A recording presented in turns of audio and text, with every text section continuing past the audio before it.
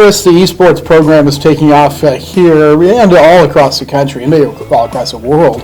But what's the appeal to an esports program at the college level? College students, they love the game. If they're not out doing other major sports, they're in their dorm rooms or at home doing it anyway. Right. Especially at that age level. Most people start young, and then when they get to their teen into young adult years, it usually picks up even heavier.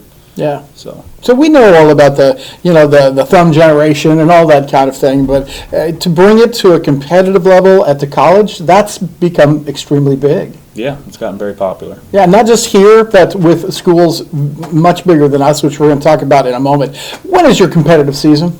So we had our competitive preseason this past spring, or past fall, excuse me. Mm-hmm.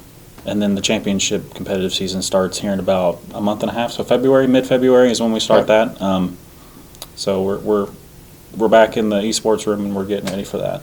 So folks that maybe are accustomed to golf, say, we have that spring season that is competitive, but the fall season leads into it. Is that kind of the same way? Yeah. How did the fall go for you? I know you competed against some pretty good-sized schools. We did. So we're part of NACE, which is the National Association of College Esports.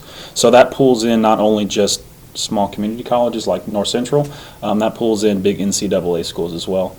We finished the record with both games, Rocket League and Overwatch combined. We finished the season as 12-17, which is huge for us being our first year and me getting recruits from what we had here on campus.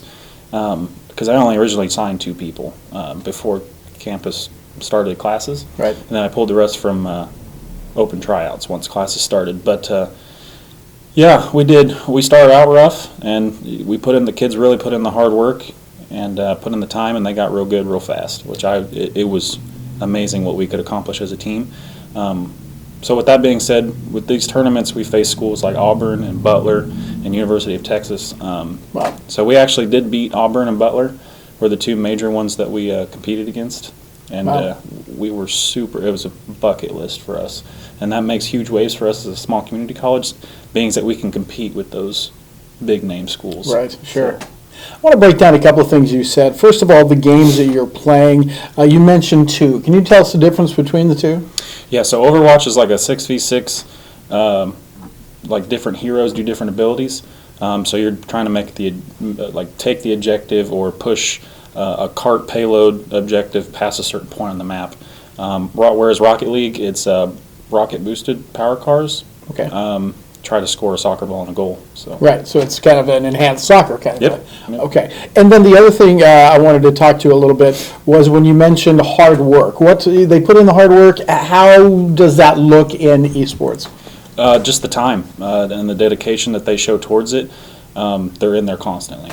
They're always getting a hold of me to unlock the door, and they're in there from the time in between classes, after classes, before classes, just playing all the time. Right. And they're there till 9 o'clock at night or until the janitor kicks them out. But, right.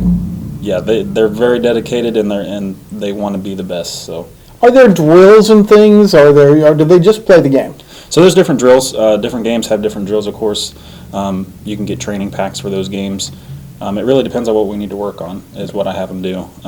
Rocket League, I know last semester we had a huge problem with offensive scoring. Our defense was a little rough, but we worked on those too. I had them do some shot blocking training, and that really improved our defense there, but we really struggled on the offensive side. So we downloaded them some packs to train on where a cannon would shoot like a tennis ball launcher type effect. Yeah, works the same way, and it shoots them out at different positions, and they have to work on different angles to shoot it into it. So yeah, it gets very in depth.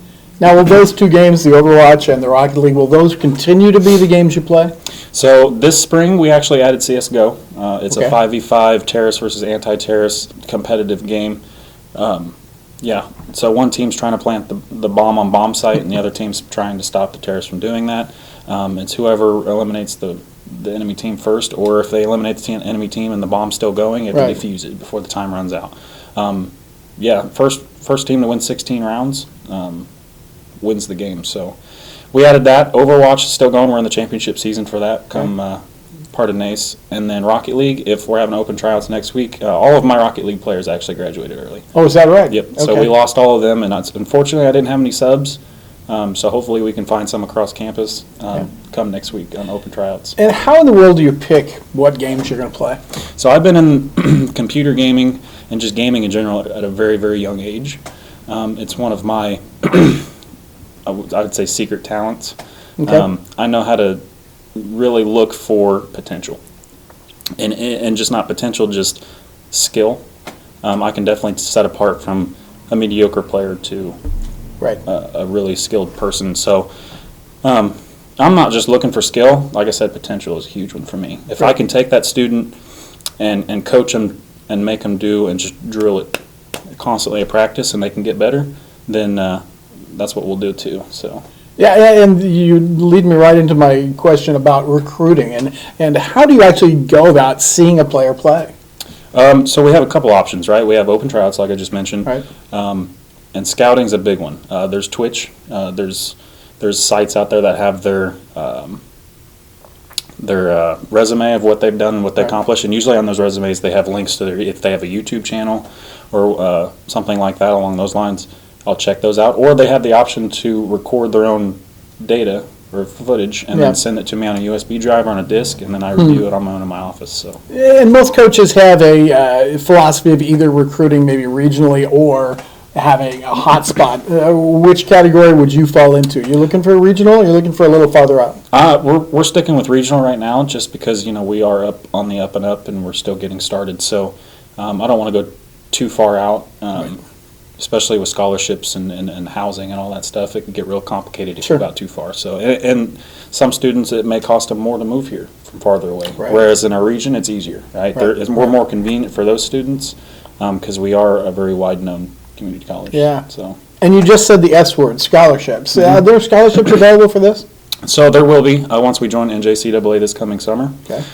So we are becoming an official college sport. So right now we're kind of we're an official sport, but not like campus wide. Right, okay. Right. So once we become official, then we'll get that put in our budget Right. for scholarships coming for fall this year. When is the first competition, and how do people watch Twitch to see that? So we have our own Twitch channel. We usually push it out for Ryan Suttonfield to put it out on social medias, and he puts the direct link on there. And I usually do a pretty good job on my end, on my social media, to let people know what times those games are. So our first one's Overwatch match. It's mid-February. It's the first Sunday, or the third Sunday of February. Right. So after that, CSGO, I think, starts late February, early March. And then, like I said, if we have Rocket League, I think it starts about the same time frame. Okay. The players that want to try out, what's the exact information? What do they need to know? So I got in contact with Ryan about that to put it out on social media. So open tryouts will be this coming Tuesday from 2 p.m. to 5:30, and it runs from Tuesday through Friday, all the same times every day. So the student can find the Esports room across Hall 209A. Right. So come in anytime during those times, and we'll have a computer ready for you to go on whichever game you're wanting to try out on. Fantastic. And best of luck to you guys as you start this championship season and fill that Rocket League team. Well, we appreciate it. All right. It is Coach Chris Flowers, and thank you so much for taking the time to visit a little bit.